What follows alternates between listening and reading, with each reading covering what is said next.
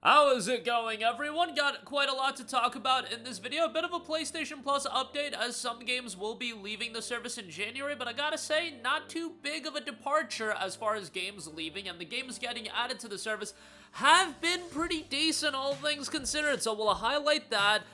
We've got a free upgrade for a game that has dropped out. Not a real, next-gen upgrade, but an FPS improvement on another Ubisoft title. So we'll talk that at the end of this video. But first of all, 4 titles will be leaving PlayStation Plus in the month of January. Like a Dragon Gaiden, The Man Who Erased His Name, SD Gundam Battle Alliance, a Sayonara Wild Hearts, and Monopoly Plus. All of those games will be leaving the extra service. Once they leave, you will no longer have access to the games. It's not like PlayStation Plus Essential, where you redeem the games to your library and then you have perpetual access to those games as long as you're a Plus subscriber. I still see people getting confused by that, so keep that in mind. But as far as games leaving the service, man, this isn't that big of a month as far as departures go whatsoever. You'll probably get, hopefully, at least 8 games getting added to the service next month, so this should greatly outweigh the games leaving the service. And I gotta say, December was a rather strong month for PS Plus because you got Skate Story as a day 1 title,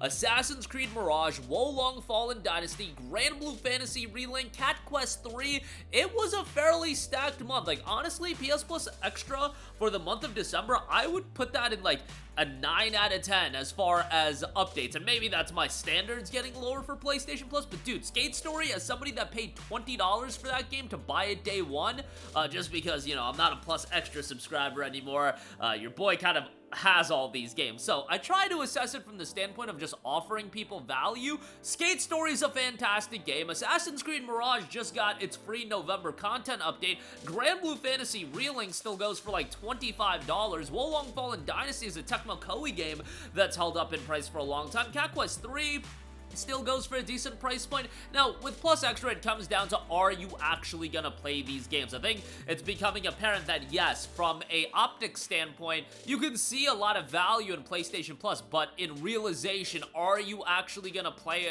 these games that are getting added? Not necessarily all of the games, because nobody's got time for that, but at least some of them that make it worthwhile for you to be a perpetual Plus subscriber. A lot of you guys already have crazy backlogs, and at the end of the day, Plus Extra just becomes a added service that you're really not utilizing. And in fact, I had a conversation with somebody recently about PlayStation Plus and how they were mainly playing single-player games, and I was like, well, are you still a PlayStation Plus subscriber? And I kid you not, this person said that they were a PlayStation Plus subscriber, they said they were a PlayStation Plus Premium subscriber, and told me that it would just feel wrong not giving Sony my money for PlayStation Plus. And at that point, I'm just like, yeah, this is why PlayStation Plus is never gonna go away. Because I'm telling you guys, there's a lot of people out there that are exactly like that. But Plus, again, I think Plus Essential, obviously online play, pay-to-play online is a scam, but you know, Plus Essential, the monthly game offerings have been pretty good, and Plus Extra, I think, has been a solid service all of 2025. It's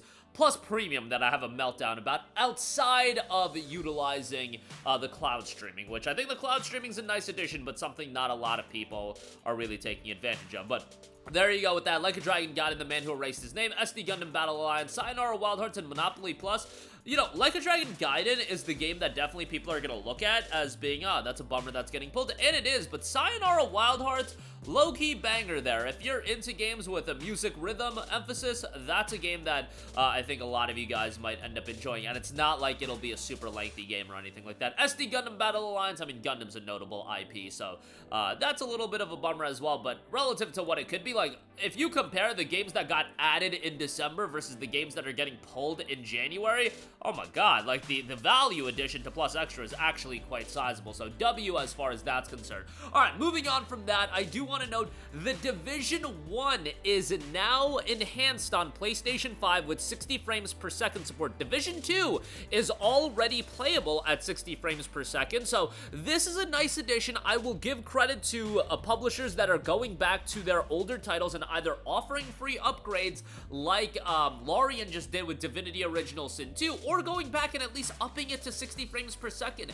And The Division, by the way, another title that is available on PlayStation Plus Extra. And look, it's very easy to crap all over Ubisoft. However, shout out to them for being one of the few development studios and publishers that have been going back to their back catalog of games and upping the frame rate of so many of their titles. Here's the rundown of games they've gone back and up to 60 frames per second. Tom Clancy's The Division, Tom Clancy's The Division 2, Tom Clancy's Ghost Recon Breakpoint, Far Cry 4, Far Cry 5, Far Cry New Dawn, Assassin's Creed Syndicate, Assassin's Creed Origins, Assassin's Creed Odyssey, The Crew 2, The Settlers New Alliance, and For Honor.